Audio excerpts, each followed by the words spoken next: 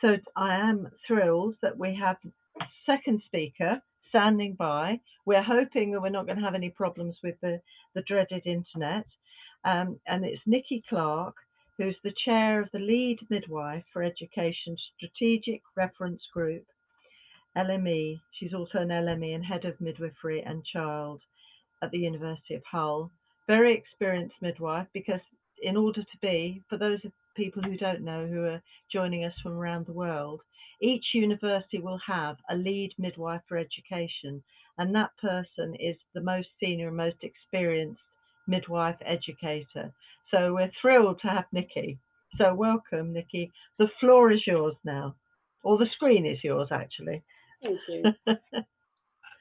Well, thank you very much for asking me to talk about this.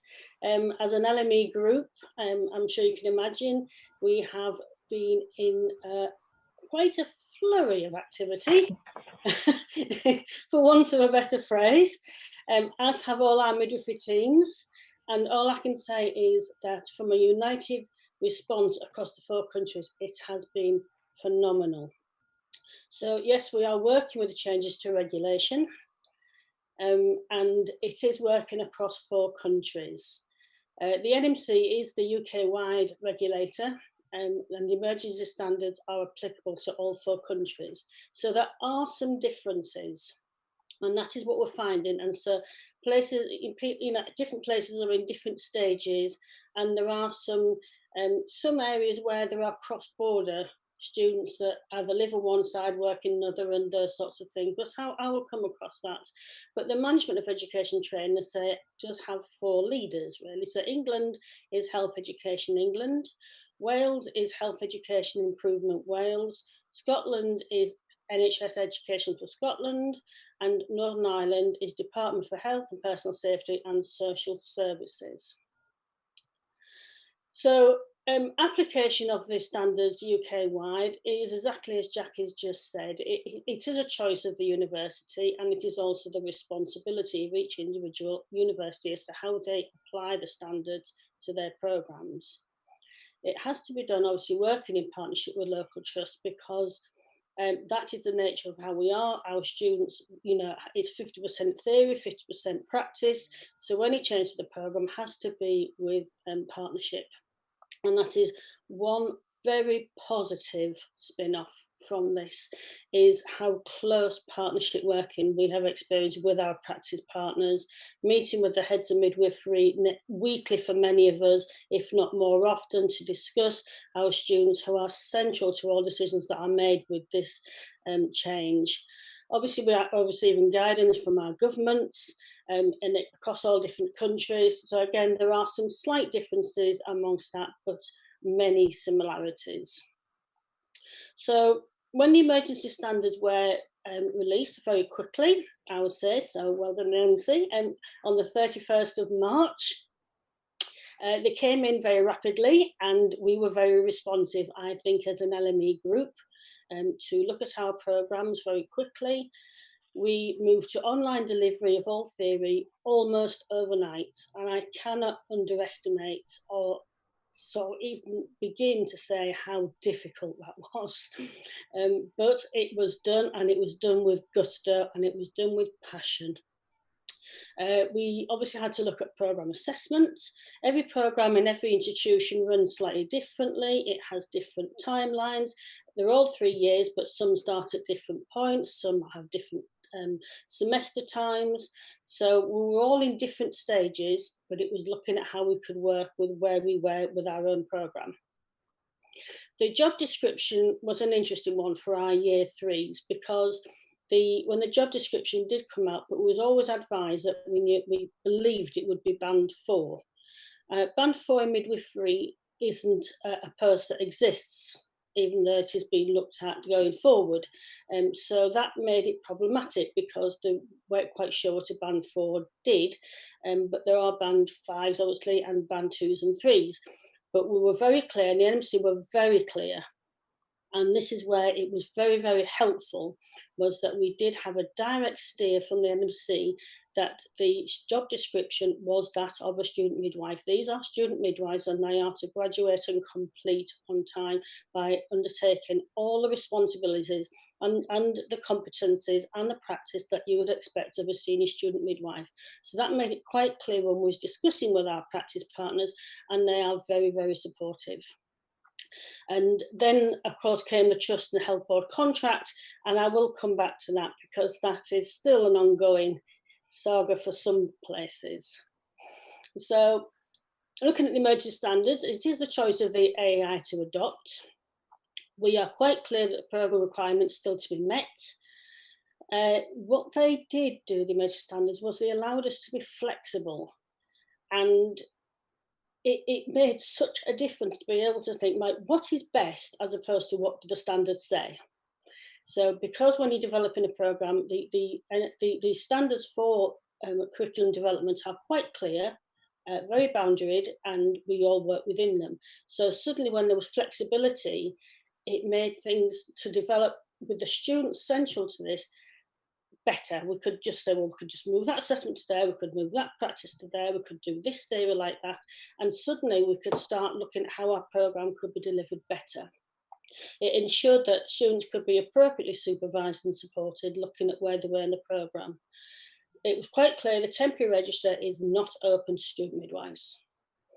Supernumerary status, if we adopted the student, if they opted in, then the supernumerary status is revoked, and there were clear options for students. And they are to continue as normal, but the question in the clinical areas was supernumerary status achievable, which is, as Jacqui said, and that is something that when we had our discussions with our practice partners was, we had to be honest, can this be achieved? And the majority said it can't be achieved. So then the option is to defer and work for the trust another role, or to opt in. So we're proceeding with the emergency standards, and first years are in theory quite clear, and all at a distance. And in answer to your question or your comment, Sue, our first years are very, very, very enthusiastic. And they did us a very, very nice video to sort of say that they missed us, which was nice, and they appreciated the support. But they understand that we are there for them, and we are doing the best that we possibly can, and that they will be out in practice, they will complete their programme. Second years are the theory and or paid placements. Again, if they are second years, some second years are at different stages because programmes are organised slightly differently. Modules are done at different times. Students are taught things at different times. So for some students, you had to ask the question again to our practice partners, could they be appropriately supervised? And if we felt that we weren't assured that they could be appropriately supervised, then we have a duty of care to protect our students. And so if we feel that they need to be in theory until we can review the situation and things change, then that is what we will do. And many have done that. For third years, for the final 6 months of the programme, it's opt-in or opt-out. And the opt-out is for all the reasons that Jacqui said, and fully understandable. Lots of pressures for students with the homeschooling, got vulnerable people at home, they have to shield for themselves. Absolutely clear, very sensible and very professional. To opt in, again, we are very grateful, and the service is very grateful. It's an extended paid placement. There are different models, again, going around the UK, looking at the different countries, looking at the different regions.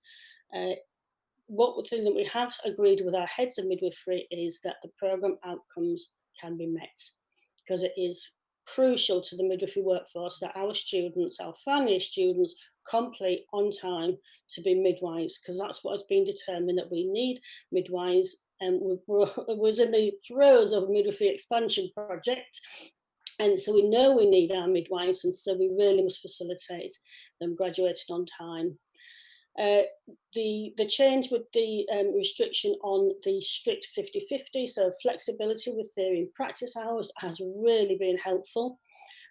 must complete the 4,600 hours by the end of the programme, and of that 2,300 must be evidence in theory, 2,300 in practice. And all programme requirements must be met. There is no shortcuts. That is a professional requirement. It is a regulated programme, and we need midwives who are safe and competent, and that is what we will, our students deserve that of us and other placement areas, and that is what we will do. The transfer to the Triple SA, again, many areas in the country, in the UK, were in different stages with this. Wales hadn't moved across at all. Their plan was for next year. So this was something new for the practice areas. Some programmes had done year one, some programmes had done all 3 years. So again, very different. As an LME group, we have discussed this, we've talked it through, we've met with our practice partners, and I would say, by and large, this has been accepted very readily. It has been welcomed, and it has really helped. The 40% with the mentor is now no longer required. So that has actually freed up so students can work with different people and learn from different people. And the practice supervisor and practice assessor can be the same person for this interim period. Many people say, well, what does supervised status actually mean? I mean, Jacqui talked about the direct and indirect, and there's many stages, and we have a new document that's being developed in midwifery that will be a common assessment document, and the MORA, the Midwifery Ongoing Record of Achievement, will be adopted across England and Northern Ireland, which is quite clear really how these students do as they progress through the programme. Their supervision levels will actually decrease because they're increasing proficiency and confidence, and this allows it. So this is the supporting information from the Triple SA. I think it epitomises exactly what we are doing now with our students. So they are given opportunities and space to take responsibility for their own learning and to seek out learning experiences and develop their own practice without compromising public safety. That has to be still the first and foremost principle. The level of formal practice supervision can decrease or change with the students' increasing proficiency and confidence. Very easy to work with that one. So what's going well? I would say the move to online learning. It's going well. Everybody's had quite a steep learning curve, using different platforms, using different methods. It is extremely resource intensive, but I would honestly say the enthusiasm that has been shown and demonstrated with this has just been fabulous. There's been innovative teaching and learning strategies, and as I say, both students and lecturers are enjoying their new learning. Student support and communication appears to be going well across the board. We had a meeting this morning with all of our LMEs, with Jacqui and with the Council of Deans, and we're talking about how we communicate with students and things. And the feedback that we are getting back is, by and large, this is going okay. And somebody might tell me differently, but we feel it's going okay. Our students tell it's going okay. We get feedback, and there is, access to the midwifery supervision in Wales and Scotland, and PMA service in England, and that seems to be working really well where it's been implemented. First years, first years are in theory until the next academic year, and 3 years who are opting in, will get a band 4 paid placement with contract protected learning time. So that seems to be all working out. There are some difficulties with contracts. So what isn't going so well is the inconsistencies. Students are being in practice. Some are still in practice, some have been taken out of practice at different times. That's causing students anxiety because they're thinking they might have to make hours up because they are so clear that we have to know every hour. There has been a delay with job descriptions. There has been a delay with contracts. There has been IT issues for students at home. But again, there are systems that can help with that. And again, with second years, inconsistency of approach. I'm trying to speed up now because I'm now running out of time. So reconfiguration of the maternity services also has affected some placement provision. But by and large, I say home birth rates are going up, an MLU service. But anxiety is something that we have experienced. Practice suddenly become a very scary place for some people. There are pressures at home, care responses, home schooling. Death in service is now being talked about, which is causing concern. It is always something that with any job, this is that's talked about with life insurance and the things, but it's suddenly being talked about very openly, and that's causing a lot of anxiety. Ensuring the document can be completed on time, that the programme will be completed on time, safety simulation before real practice, and of course assessments.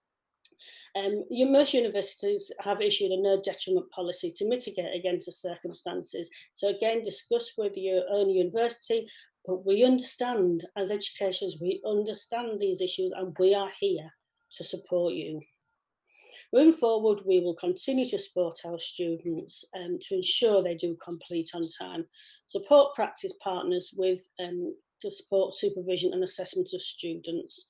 It is a new process for some areas and we're working with that. We will reevaluate the situation in the clinical areas to facilitate our students to achieve in practice. We are realigning assessments, and then we will have bespoke planning to ensure students can complete on time if they have opted out, because I know they are concerned, they are anxious, and we have to plan ahead if remote learning continues long term. Quick positives: successful transition, strong communication channels, strength of the LME executive group, and close collaboration between the 4 countries. Students report positive practice experiences. They feel valued. They are central with all decisions. They tell us they feel supported. Students tell us they miss us, and I would like to tell them that we miss them. And that's the thing to celebrate our students, but I don't think I've got time. But anyway, thank you very much, and sorry for the whistle stop. And my dog's just entered the door. I love that. Thank you so much, Nicky. That was fantastic.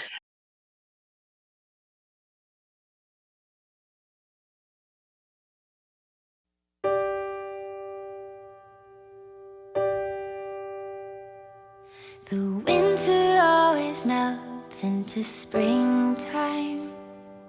The darkness always fades into light.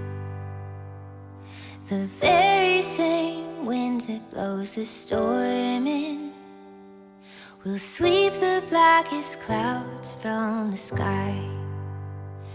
And when all is said and done, hope will rise upon the dawn of a new day.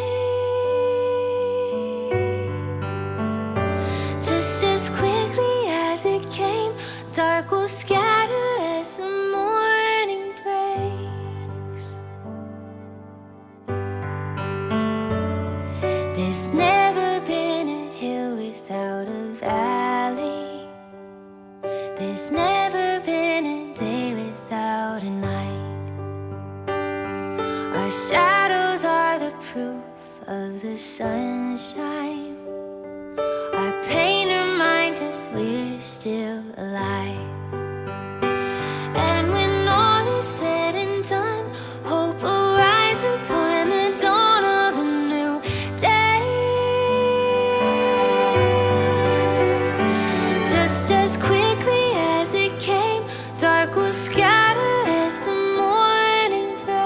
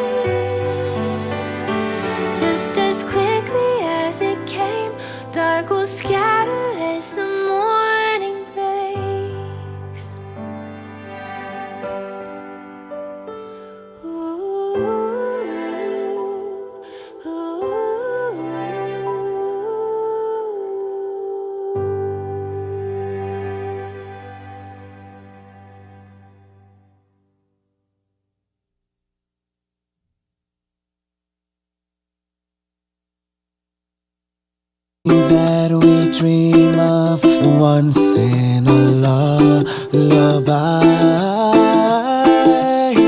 By somewhere over the rainbow, pretty birds fly, and the dreams that you dream of, dreams really do come true.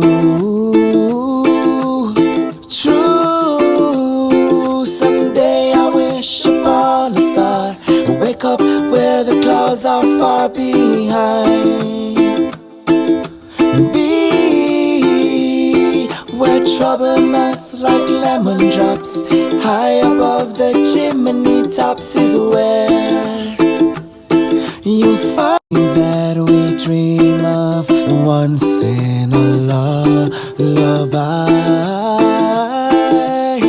By somewhere over the rain.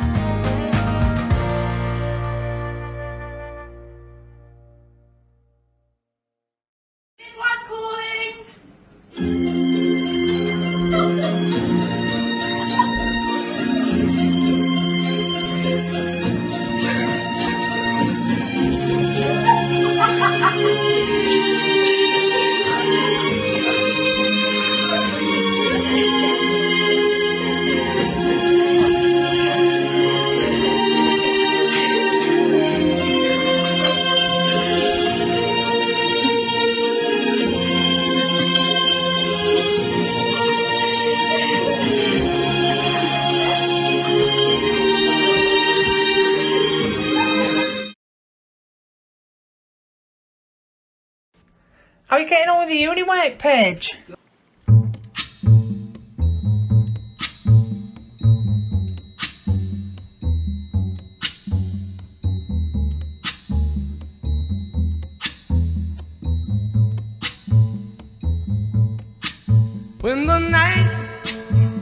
has come, and the land is dark, and the moon is the only light we'll see. No, I won't be afraid. Oh, I won't be afraid. Just as long as you stand by me. So darling, darling, stand by me. Oh, stand by me. Oh, stand by me. Stand by me. If the sky that we look upon should tumble and fall, or the mountain should crumble to the sea, I won't cry, I won't cry, no, I won't shed a tear. Just as long as you stand by me. And darling, darling, stand by me. Oh, stand by me. Oh, stand now. Stand by me. Stand by me.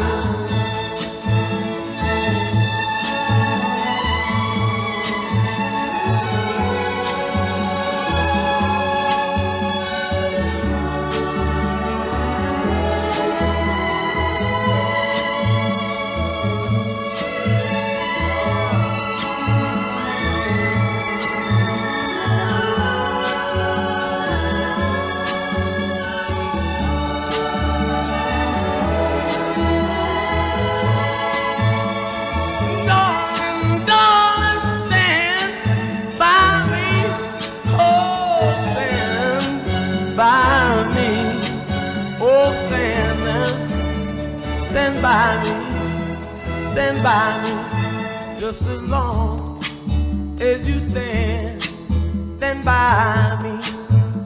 So darling, darling, stand by me, oh, stand by me, oh,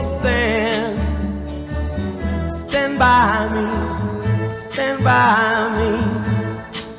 If the sky that we look upon should tumble and fall, or the mountain should crumble to the sea, I won't cry, I won't cry, no, I won't shed a tear. Just as long as you stand by me. And darling, darling, stand by me. Oh, stand by me. Oh, stand by me. Stand by me. If the sky that we look upon should tumble and fall, or the mountain should crumble to the sea, I won't cry, I won't cry, no, I won't shed a tear. Just as long as you stand by me. And darling, darling, stand by me. Oh, stand by me. Oh, stand now. Stand by me. Stand by me.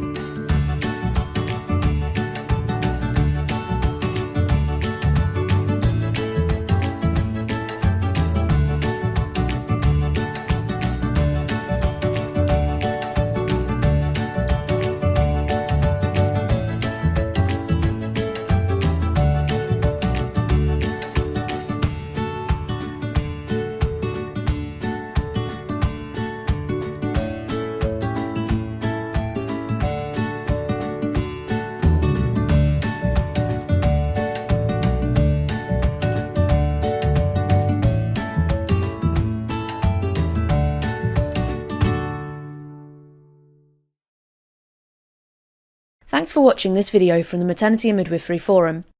For more expert opinion and analysis, hit the button below to subscribe.